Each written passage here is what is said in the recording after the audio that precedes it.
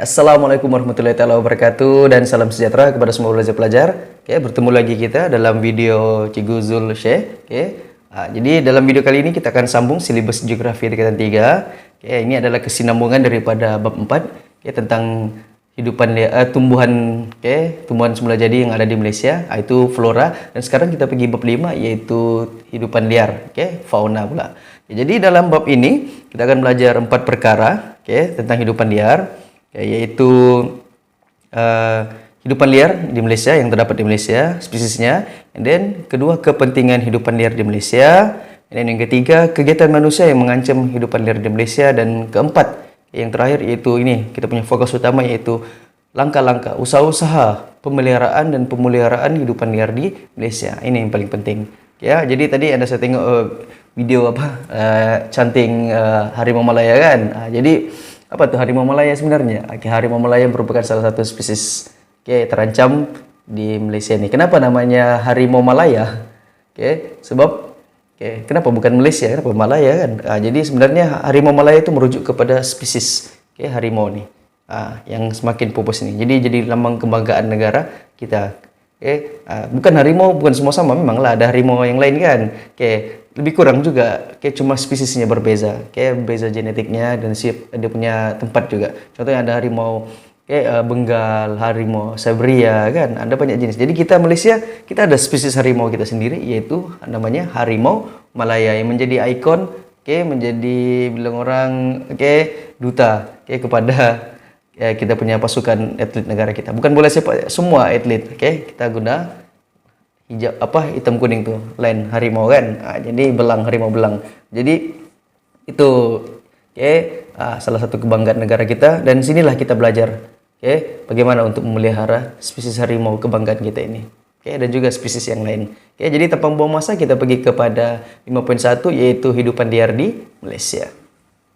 Oke guys. Hidupan liar ialah spesies hewan liar atau burung liar, sama ada yang dilindungi sepenuhnya atau yang dilindungi, vertebrata atau invertebrata. Apa maksud invertebrata? Tulang belakang, ataupun tidak ada tulang belakang. Hidup atau mati, matang atau tidak matang, sama ada boleh dijinakkan atau dibiakkan dalam kurungan ataupun tidak. Jadi itulah kita punya kategori hidupan liarnya.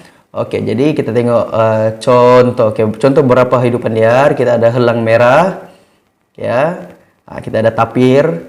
Ini harimau Malaya. Kira-kira 250 hingga 340 ekor sahaja. Daripada beribu-ribu tinggal itu ya. Tidak sampai pun 500 ekor.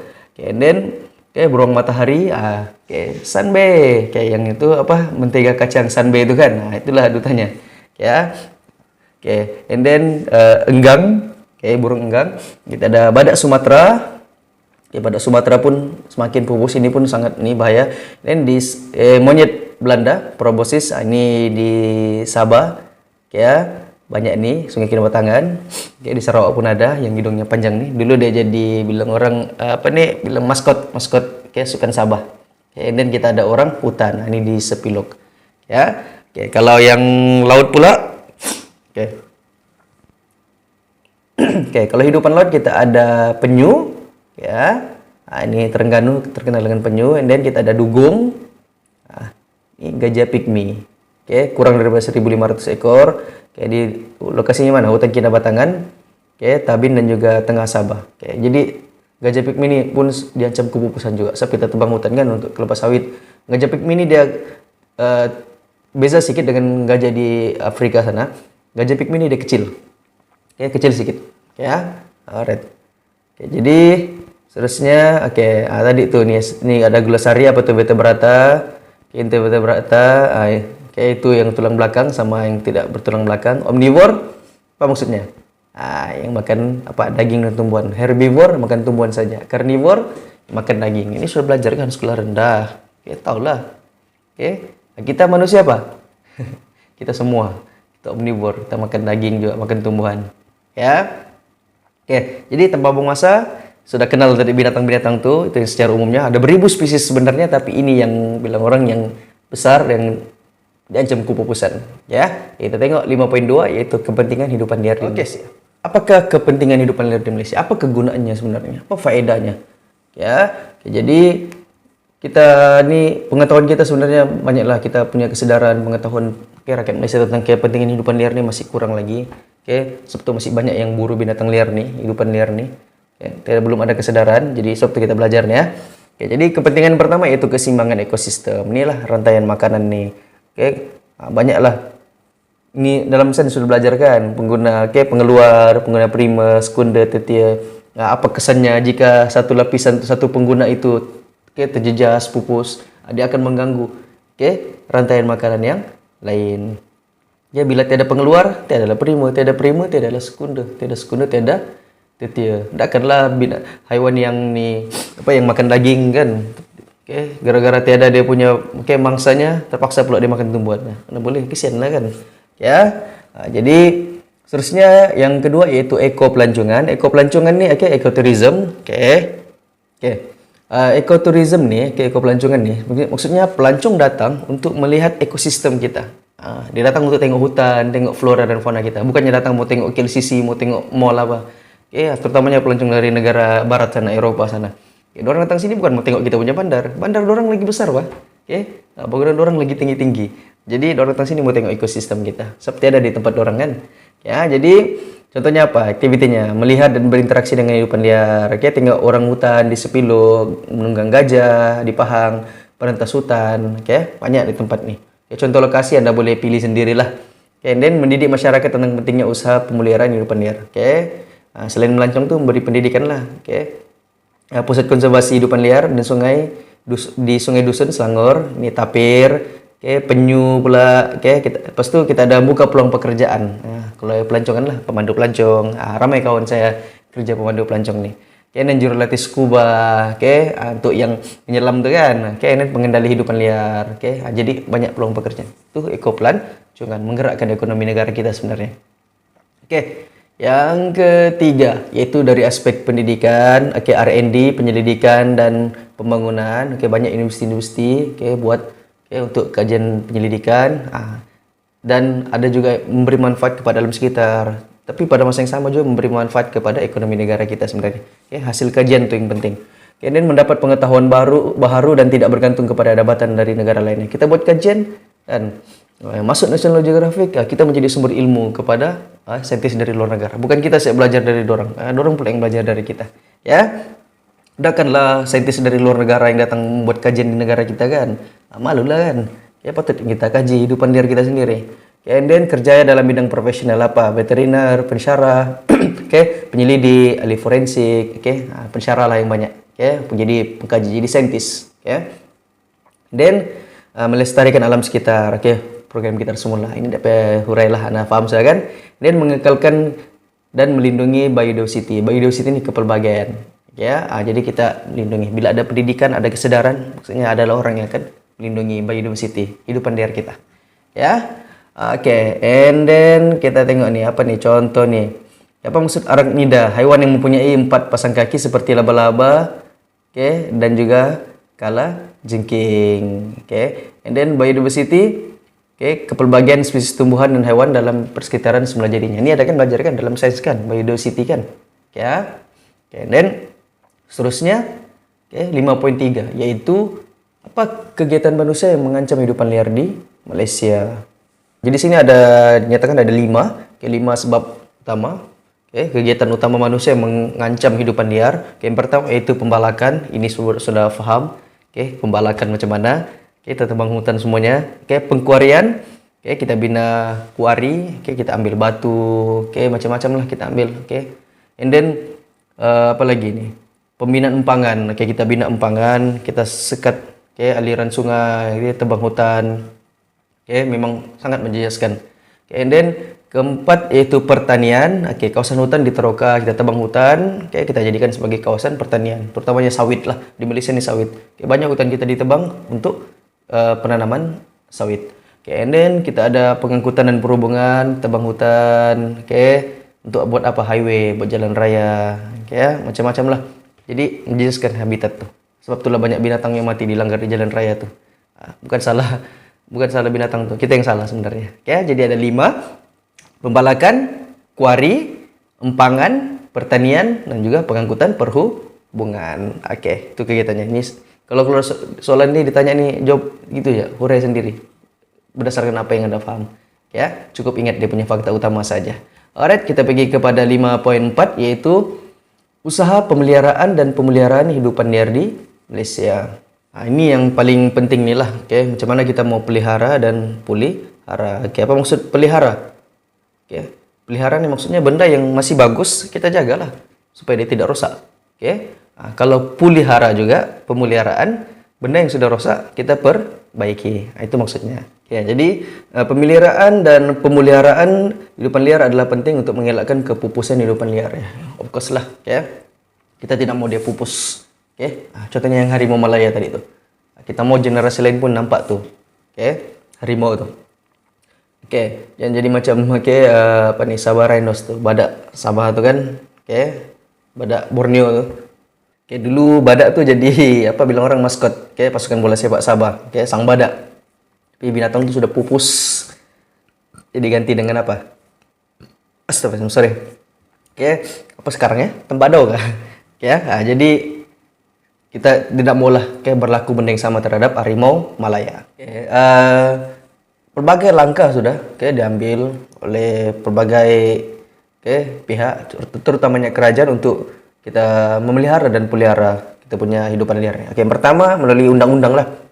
Kita ada Akta Kualiti Alam Sekeliling 1974, Pindaan 1985. Jadi kita wartakan kawasan yang kaya dengan habitat nih, hidupan liar nih sebagai kawasan yang dilindungi. Dan Akta Perhutanan Negara, peruntukan mengenai pentadbiran, pengurusan, bagaimana kita sediakan budget untuk pemeliharaan dan peliharaan ini. And then Akta Pemeliharaan Hidupan Liar 2010, jadi mengeluarkan lesen untuk permohonan memburu hewan, istihar rizab hidupan liar, dan kawasan perlindungan hidupan liar. Maksudnya bukan sembarangan untuk kita buru hewan. Ada kawasan-kawasan yang dilarang memburu, dijaga oleh kerajaan, dijaga oleh perhilitan.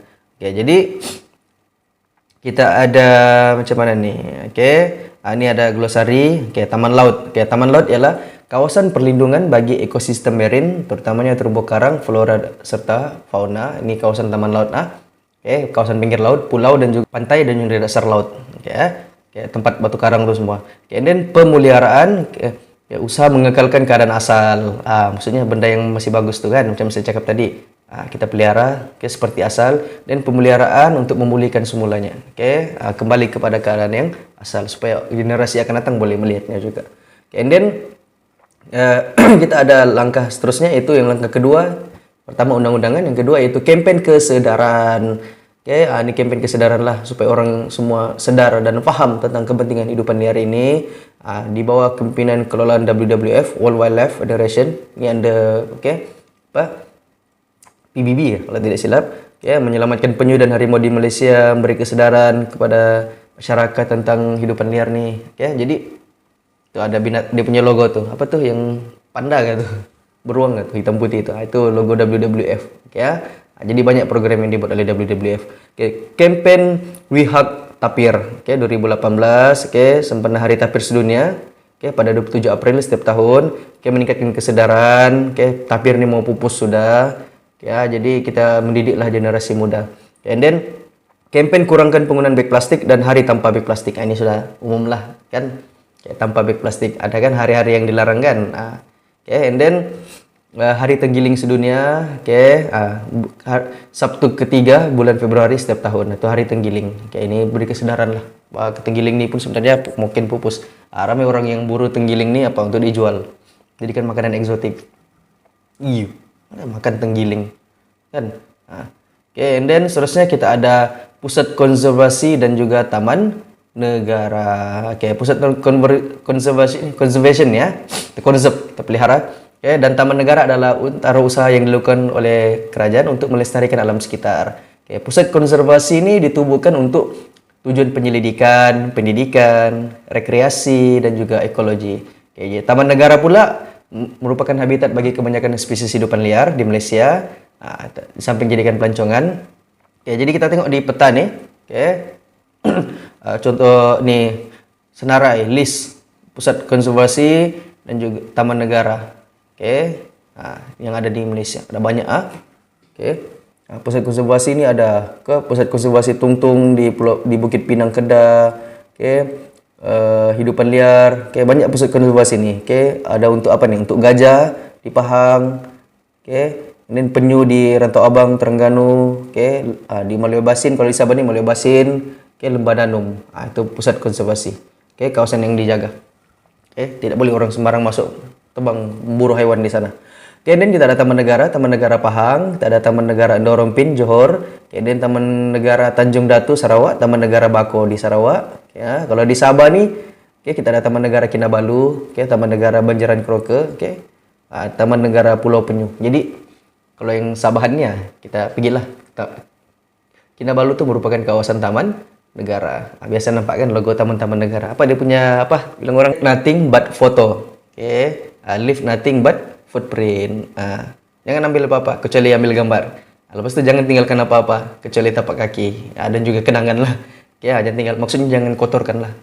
Kita masuk dalam keadaan yang baik. Kita keluar pun tempat itu pun dalam keadaan yang baik, bersih.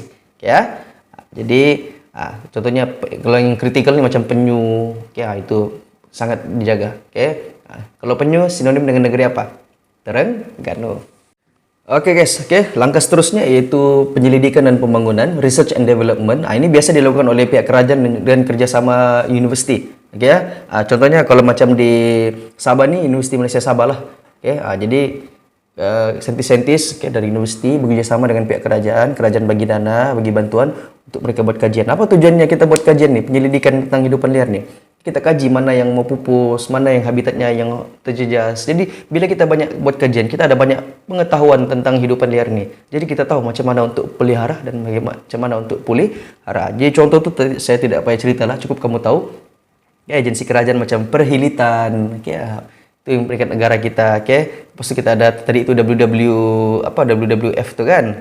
Jadi kerjasama. Contoh macam Universiti Malaysia Sabah, kita ada UPM. Jadi banyaklah universiti di Malaysia ni, kerajaan swasta yang berkolaborasi dengan kerajaan. Kita buat kajian dan penyelidikan R&D tentang hidupan liar. Barulah kita dapat banyak pengetahuan. Dan yang terakhir yaitu bukan terakhir, ada lagi nih. Penilaian impak alam sekitar. EIA, ataupun Environment Impact Assessment, kajian untuk mengenal pasti, meramal, menilai dan memberitahu maklumat tentang kesan alam sekitar akibat daripada suatu projek pembangunan. Maksudnya, sebelum kita buat projek ni, apa-apa pembangunan infrastruktur di negara kita ni, kita perlu ada EIA ni, Environment Impact Assessment. Maksudnya sebelum kita buat ni, kita buat kajian dulu. Apa yang berlaku kalau kita buat empangan di sini? Apa berlaku kalau kita buat highway di sini? Jadi kita buat kajian. Jadi kalau memberi kesan yang sangat buruk kepada alam sekitar, kita stop lah. Jadi maksudnya ada peraturan yang menjaga alam sekitar. Jadi antara ni dia berkait dengan undang-undang lah sebenarnya. Jadi kita tidak boleh, dia sudah dimasukkan dalam akta kerajaan. Jadi maksudnya kalau kita melanggar undang-undang negara dan akan dikenakan hukuman. Jadi orang tidak boleh, syarikat-syarikat besar tidak boleh tebang pokok suka hati begini, buat jalan raya begini, kesilan tebang hutan apa semua, tidak boleh. Jadi ada environment impact assessment tu, perlu lepas tu. Baru kita boleh buat pembangunan. And then pendidikan alam sekitar. Pendidikan alam sekitar ni umum lah, kita tidak payah hurai satu persatu, cukup kita sebagai guru pelajar, kita patutnya tahulah tentang, mesti ada kesadaran tentang alam sekitar. Kita belajar geografi ini pun inilah sebenarnya pendidikan alam sekitar dan juga subjek sains. And then campaign-campaign di sekolah, program-program itu semua tuh serasi sekolah rekan alam sekitar tuh, itu semua tuh pendidikan alam sekitar. And then pewartaan hutan simpan. Jadi hutan simpan kekal UKM Selangor, hutan simpan kekal Sungai Menyala Negeri Sembilan. Banyaklah hutan simpan di Malaysia ni. Tujuannya untuk apa? Untuk untuk kita pelihara, dijaga oleh kerajaan negeri masing-masing. Setiap negeri ada punya kawasan hutan simpan. Jadi itu langkah-langkahnya. Jadi langkah-langkah tadi itu, ini yang paling penting langkah-langkah ni. Undang-undang, kampanye kesedaran, pusat konservasi dan taman negara, R&D, research and development tu, penilaian impak alam sekitar, EIA, pendidikan alam sekitar, pewartaan hutan simpan. Jadi ini langkah yang penting. Yang lain tu penting. Oke. Boleh pikir sendiri kan. Nah, ini pun langkah nih kita hafal semuanya. Hurainya tuh dalam ini ikut kefahaman kamu saja. Ya, hurai dan contoh itu ikut kefahaman kamu saja. Ya. Jadi setel sampai tajuk ini. Jadi saya harap semua paham, oke, walaupun saya cakap terlalu pantas, sebab tajuk ini simpel saja, oke ya, hidupan liar nih. Jadi kalau soalan keluar pun dia tidaklah susah sangat, oke. Jadi selamat mengulang kaji, oke. Saya doakan Anda semua berjaya dalam pelajaran. Oke, bye bye.